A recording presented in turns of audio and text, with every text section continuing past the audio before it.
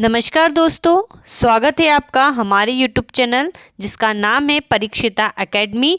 और आज हम बात करने वाले हैं राजा राम मोहन राय के बारे में। राजा राम मोहन राय को भारतीय पुनर्जागरण के जनक, समाज सुधारक और भी कई अन्य नामों से जाना जाता है। हम अपने वीडियो के अंदर इस देखेंगे, लेकिन आगे बढ़ने से पहले आपसे कहना चाहेंगे कि अगर आप भी हमारे चैनल पे नए हैं तो हमारे चैनल को सब्सक्राइब करें। अगर आपको हमारा वीडियो पसंद आता है तो वीडियो को लाइक और शेयर ज़रूर कीजिएगा। तो हम बात करते हैं राजा राम मोहन राय के बारे में, लेकिन इसके पहले ये जानते हैं कि ये टॉपिक हमारे लिए क्यों इम्पोर्टेंट है।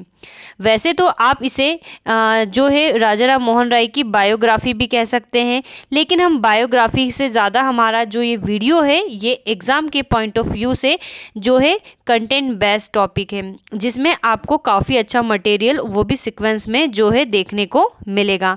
तो हम बात करते हैं राजा राम मोहन राय के बारे में। ये वाला जो हमारा टॉपिक है, जो हमारी मॉडर्न हिस्ट्री होती है, मॉडर्न हिस्ट्री में जो समाज सुधारक या जो भी सामाजिक सुधार होते हैं उसके अंतर्गत ये टॉपिक शामिल किया जाता है। तो हम इसके बारे में बात करेंगे, राजा राम मोहन राय के बारे में। तो आइए हम हमारा वीडियो स्टार्ट करने से पहले जो है राजा राम मोहन राय के बारे में सामान्य जानकारी दे देते हैं। यहाँ पर एक शब्द आया है दोस्तों कि पुनर्जागरण क्या होता है। तो सबसे पहले हमें क्लियर होना चाहिए कि पुनर्जागरण क्या होता है। तो बेसिक वर्ड्स में अगर हम कहें तो पुनर्जागरण का मीनिंग होता है किसी भी कोई भी राजनीतिक या धार्मिक बात है या जो भी कोई बात है उसको तर्क एवं बुद्धि के आधार पर सोचना, जो होता है पुनर्जागरण होता कहलाता है। हमें पता है कि हमारे जो भारतीय समाज में जो है कई बुराइयां व्याप्त थी या कहीं ऐसे अंधविश्वास थे जिन्हें हम जो है पीढ़ी दर पीढ़ी ऐसे ही समझते थे और व्यवहार करते थे।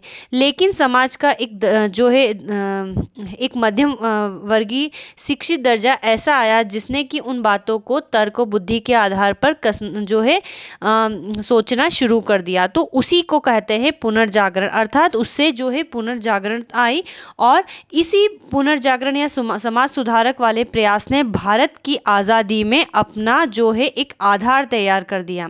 अर्थात हमारा जो देश 1947 में आज़ाद हुआ उसकी रूपरेखा जो है सामाजिक सुधारों से भी प्रारंभ मानी जाती है। और भी कई फैक्टर है, लेकिन कहीं जो है इनका भी योगदान रहा है। तो आइए हम राजा राम मोहन राय के बारे में सामान्य परिचय देखते हैं। तो इनका जो जन्म है 22 मई 1772 को हुआ था, राधानगर, जो कि वेस्ट बंगाल में पड़ता है। कहाँ पर पड़ता है? ये वेस्ट बंगाल में पड़ता है।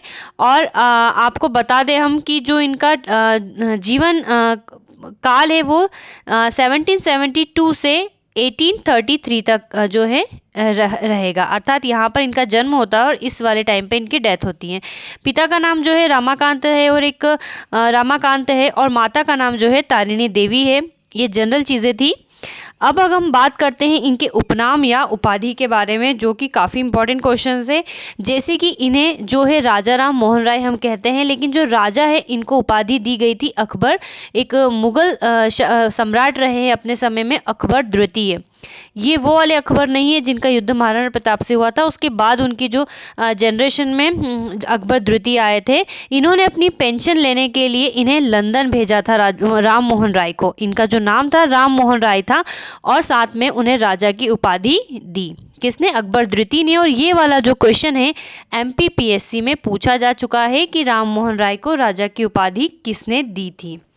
आगे अगर हम बात करें तो इन्हें आधुनिक भारत का जनक या आधुनिक भारत का निर्माता भी कहा जा सकता है या पिता भी कहा जा सकता है, क्योंकि हमने आपको बताया है कि इनके द्वारा जो किए गए प्रयास हैं उन्होंने आगे जाकर समाज को बदला और समाज से हम में राष्ट्रीयता की भावना आई और जिसने आज़ादी में अपना जो है महत्वपूर्ण योगदान दिया।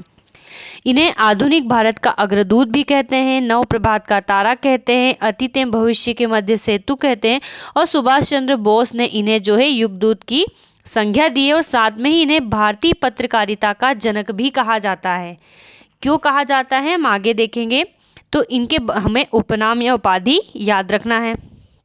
अगर हम बात करते हैं सामान्य परिचय की, हम फिर से बात करते हैं तो राजा राम मोहन राय जो है बहुमुखी प्रतिभा के धनी थे। इन्हें बहुमुखी प्रतिभा के धनी इसलिए कहा जाता है क्योंकि इन्होंने लगभग 12 भाषाओं में इनको ज्ञान था। वैसे इनकी आरंभिक शिक्षा जो है इनकी जो आरंभिक शिक्षा है वो बंगाल में प्राप्त की थी, लेकिन इसके बाद भी उन्होंने बंगला, फारसी तथा संस्कृत में पर्याप्त ज्ञान प्राप्त किया। इसके बाद ये 1790 में उत्तरी भारत तथा नेपाल गए। वहां उन्होंने बौद्ध सिद्धांतों को परिचय प्राप्त किया, जिससे इनको बौद्ध धर्म के बारे में जानकारी प्राप्त हुई और इनका जो सोचने का तरीका है वो बदला। अपनी उदारवादी शिक्षा नीति से राममोहन हिंदू, बौद्ध, जैन धर्म, इस्लाम धर्म के सिद्धांतों से परिचित हो गए थे। इन्होंने क्या, इन्हें जब 12 भाषाओं का ज्ञान था तो इन्होंने सभी के जो है ग्रंथ पढ़े, धार्मिक ग्रंथ पढ़े और इससे उनके सिद्धांतों से परिचित हो गए। 1803 में पिता की मृत्यु के बाद राममोहन ने ईस्ट इंडिया कंपनी ज्वाइन कर ली और जो वहाँ के हेड थे जॉन डिग्बी, डिग्री नहीं है ओके, जॉन डिग्बी के साथ जो है ये दीवान के रूप में कार्य करने लग गए थे। अंग्रेजों के साथ रहकर अब जब दीवान के रूप में काम कर रहे थे ईस्ट इंडिया कंपनी में, तो इन्होंने ईसाई धर्म से अंग्रेजी शिक्षा की ओर आकृष्ट हुए और इनको साथ में ईसाई धर्म के बारे में जानकारी मिली। राममोहन ने लगभग, ये हम आपको बता चुके हैं, 12 भाषाओं में ज्ञान प्राप्त किया। जब राममोहन ने इन भाषाओं के साहित्य तथा वहाँ की परिस्थितियों को जाना तो भारतीय समाज में व्याप्त बुराइयों जैसे सती प्रथा,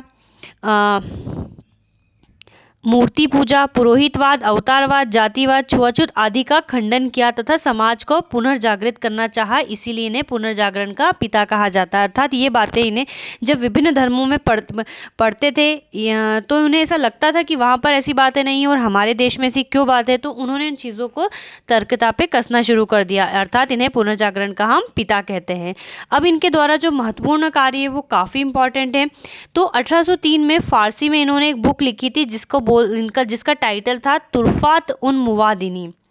तुरफात उन मुवादिनी जो इन्होंने बुक लिखी थी उसमें उसका जो हिंदी में अर्थ निकलता है एक ईश्वरवादियों का उपहार, एकेश्वरवादियों का उपहार। अर्थात इसमें उन्होंने एक ईश्वर की मान्यता को प्रतिपादित किया। जैसे हमारे बहु ईश्वरवाद, हम बहुत सारे जो है ईश्वर पर यकीन करते हैं, तो इन्होंने कहा कि हम एक ही ईश्वर को माने। ठीक है, तो इसका अर्थ होता है, जिसमें मोहन राय ने एक ईश्वर का सिद्धांत दिया और मूर्ति पूजा का खंडन किया। 1815 में इन्होंने आत्मीय सभा की स्थापना की और जो ये आत्मीय सभा थी, आत्मीय सभा की जो स्थापना की, इसका अर्थ होता है मित्रों की सभा, समाज। क्या होता है? मित्रों का समाज। मित्रों का समाज की स्थापना महर्षि द्वारकानंद टैगोर के जो ये टैगोर थे, ये जो थे रविन्द्रनाथ टैगोर के पिता थे, देवेंद्रनाथ टैगोर। ठीक है, द्वारकानाथ लिखा गया। इसमें इन्होंने आत्मा की अमरता का सिद्धांत दिया। 1816 में वेदांत सोसाइटी की स्थापना की। 1817 में इन्होंने डच नागरिक डेविड हेयर के साथ मिलकर जो है हिंदू कॉलेज की स्थापना की, अंग्रेजी भाषा में, ये हमें ध्यान रखना है। और सबसे इम्पोर्टेंट, इन्होंने बाइबल पे आधारित एक बुक लिखी थी जिसका टाइटल था प्रिंसेस ऑफ जीसस। समझ गए होंगे, जीसस से रिलेटेड है। और इसमें इन्होंने न्यू टेस्टामेंट बुक के बारे में भी प्रकाश डाला था। न्यू टेस्टामेंट जो है यूरोप में काफ़ी जो एक प्रसिद्ध बुक है जिसमें जीसस के बारे में लिखा हुआ है। तो उसमें जो नैतिक बातें, दार्शनिक बातें और कुछ चमत्कारिक कहानियां हैं, तो उसके आधार पर भी इन्होंने उसमें कुछ कमियां निकाली और उसकी जो नैतिकता और दार्शनिक बातें हैं उसकी इन्होंने प्रशंसा करी। हालांकि उस समय जब ये ऐसा कर रहे थे, कुछ ईसाई इनको फिर अपना विरोधी मानने लग गए थे। 1821 में कोलकाता में यूनिटेरियन कमेटी का गठन किया और 1821 में इन्होंने संवाद कॉमेडी बंगला में नामक पत्रिका निकाली जिसमें सती प्रथा का विरोध किया गया था। ठीक है, तो हमें ये भी ध्यान रखना है, संवाद कॉमेडी जो बुक है बंगला में राजा राम मोहन राय ने निकाली थी और इसमें इन्होंने सती प्रथा का जो है विरोध किया था। और हमें पता है कि इन्हीं के प्रयासों से 1829 में जो लॉर्ड विलियम बेंटिक है उन्होंने सती प्रथा को जो है प्रतिबंधित कर दिया था। अन्य बुक थे इनकी, उसके जो टाइटल है हिंदू के उत्तराधिकार के नियम और प्रज्ञा का चांद। 1822 में इन्होंने जो है मिरातुल अखबार निकाला, अर्थात उस अखबार का नाम था मिरातुल, जो कि फारसी भाषा में था। वेद मंदिर नामक पत्र वैदिक ज्ञान को समझने के लिए, और इंग्लिश में ब्रह्मा मॉनिकल्स जो है निकाला। 1825 में इन्होंने वेदांता कॉलेज की स्थापना की, और 1827 में इन्होंने पारित जूरी एक्ट का विरोध किया, जिसमें हिंदू मुस्लिम में मतभेद था। अब सबसे इंपॉर्टेंट इनका जो काम है, जो हमें याद रखना है, 1828 में ब्रह्मा समाज की इन्होंने स्थापना की। तो जनरली हम इसे ब्रह्म समाज कहते हैं, लेकिन जब राम मोहन राय ने इसकी स्थापना की थी तब इसको नाम दिया था ब्रह्म सभा, जो कालांतर में ब्रह्म समाज कहलाने लगा। अकबर द्वितीय की पेंशन के लिए हम बात कर चुके हैं। तो राजा राम मोहन राय ने सती प्रथा को बैन किया, ये देख सकते हैं हम। समाचार पत्रों की आज़ादी के लिए इन्होंने लड़ाई लड़ी थी, इसलिए इन्हें पत्रकारिता का जनक कहते हैं। और राम मोहन राय जो है आधुनिकीकरण को काफ़ी मानते थे, और इन्होंने भारत में आधुनिकीकरण की नींव भी रखी थी। और लास्ट में इनका जो है 1833 में इंग्लैंड के ब्रिस्टल में इनका जो है निधन हो गया था।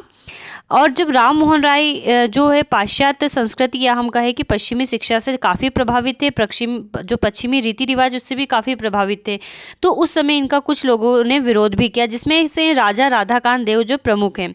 और इन्होंने ब्रह्म समाज के विरोध में अपनी भी एक सभा गठित की, अपना भी एक इंस्टीट्यूट गठित किया, जिसका नाम इन्होंने रखा धर्म सभा। तो हमें याद रखना है कि धर्म सभा का जो गठन है राजा राधाकांत देव ने किया था। इन्होंने अंतर्राष्ट्रीय परिस्थितियों की भी गहरी समझ थी, और ये जिसे स्पेन, अमेरिका या नेपाल के स्वतंत्रता अभियानों का समर्थन किया इन्होंने। जब इंग्लैंड में रह रहे थे तब इन्होंने आयरलैंड के जमींदारों द्वारा वहां के किसानों पर किए जा रहे अत्याचार की निंदा की घोषणा की। दिसंबर में इंग्लैंड की संसद में जो सुधार विधेयक लाया गया, यदि वह गिर गया तो इंग्लैंड छोड़कर चले जाएंगे, ऐसा इन्होंने कहा था। अब आलोचकों के अनुसार अगर हम राम मोहन राय की बात करें, तो आलोचकों को माना था कि समाज और धर्म के कार्यों की सफलता इनकी सीमित थी, और इन्होंने ब्रिटिश शासन की न्यायप्रियता में विश्वास किया था। इन्होंने साम्राज्यवादी आर्थिक समस्या को दूर करने में कोई मार्ग नहीं बताया। अगर हम प्रमुख विचार के बारे में बात करें, तो राजा राम मोहन राय ने अपने प्रमुख विचार जो व्यक्त किए थे, जो हम यहाँ से आपको थोड़ा सा छाट के लाए हैं और आपको पढ़ना चाहिए, कि मानव सभ्यता का आदर्श अलग अलग रहने में नहीं, बल्कि चिंतन तथा क्रिया के सभी क्षेत्रों में व्यक्तियों और राष्ट्रों के आपसी भाईचारे में है। ये इनका प्रमुख विचार था। और एक और इनका विचार है कि इन्होंने कहा था कि मुझे कहते हुए दुख हुआ है कि वर्तमान समय में हिंदुओं की जो धार्मिक व्यवस्था है वह ऐसी नहीं है कि वह हिंदुओं के राजनीतिक हितों का पक्ष पोषण कर सके। इन परिस्थितियों में हिंदू धर्म में कुछ परिवर्तन अपेक्षित है, जिससे हिंदुओं को कुछ राजनीतिक लाभ एवं सामाजिक बल मिल सके। तो हमने यहाँ पर राजा राम मोहन राय से जुड़े हुए जो मुख्य तथ्य है उनके बारे में बात की। इसके बाद हमें पता है कि जो ब्रह्म समाज है उसकी स्थापना राजा राम मोहन राय ने करी थी। हम तो इसके बाद जो है हमारा नेक्स्ट वीडियो ब्रह्म समाज के ऊपर लाने वाले हैं, जिसमें इसके मुख्य तरीके से बात कहेंगे। अगर हम ओवरऑल कहें कि जो राजा राम मोहन राय उन्होंने किस पॉइंट पे अपना ध्यान एकत्र करा, तो उन्होंने जो है एक ईश्वरवादियों का संदेश दिया, अर्थात एक ईश्वर की बातों को उन्होंने कहा, जो देववाद है उसको नकार दिया। और इन्होंने मूर्ति पूजा का भी खंडन किया था, जो हिंदुओं में प्रचलित मूर्ति पूजा है इसका भी इन्होंने खंडन किया था, विरोध किया था। इन्होंने जो बहुपत्नी रखने की प्रथा भारत में चलती थी कि एक पुरुष जो है कई स्त्रियों से शादी कर सकता था, इसका भी इन्होंने विरोध किया था। इन्होंने सती प्रथा का भी विरोध किया था, और इसके फलस्वरूप जो है लॉर्ड विलियम बेंटिक ने इसको जो है अवैध घोषित कर दिया था। विधवा विवाह का समर्थन किया था इन्होंने। हालांकि ईश्वरचंद्र विद्यासागर के सहयोग से 1856 में जो विधवा पुनर्विवाह अधिनियम भी पारित किया गया था, इन्होंने भी उसका जो है समर्थन किया था। और बाल विवाह का विरोध भी इन्होंने किया था। नैतिकता पर इन्होंने बल दिया था, कर्मफल में विश्वास की बात कही थी, निर्गुण ब्रह्म की उपासना की बात कही थी, क्योंकि एक ईश्वर को कहा है, मूर्ति पूजा का खंडन कहा है, तो सिंपल सी बात है इन्होंने निर्गुण ब्रह्म की उपासना, आखिर हम किस प्रकार के ईश्वर की उपासना करें, तो निर्गुण ब्रह्म की उपासना का इन्होंने संदेश दिया था। और एक और इम्पॉर्टेंट बात है कि इन्होंने एक बात और कही थी कि धार्मिक पुस्तकों का भी इन्होंने विरोध किया, अविश्वास लगाया था। और इनका ये मानना था कि कोई भी पुस्तक जो है त्रुटि रहित नहीं हो सकती, अर्थात उसमें कुछ ना कुछ त्रुटि जरूर होगी, इसलिए उस पर अविश्वास अपना जाहिर करते थे। ये छुआछूत, अंधविश्वास, जातिगत भेदभाव का भी विरोध करते थे, और इन्होंने बंगला में अंग्रेजी शिक्षा का जो है समर्थन किया था। तो ये राजा राम मोहन राय के बारे में हमने स्पेशल बातें जानी। दोस्तों, अगर आपको हमारा वीडियो पसंद आया है तो प्लीज़ हमारे चैनल को सब्सक्राइब करें, हमारे वीडियो को लाइक करें, शेयर करें एंड थैंक्स फॉर वॉचिंग।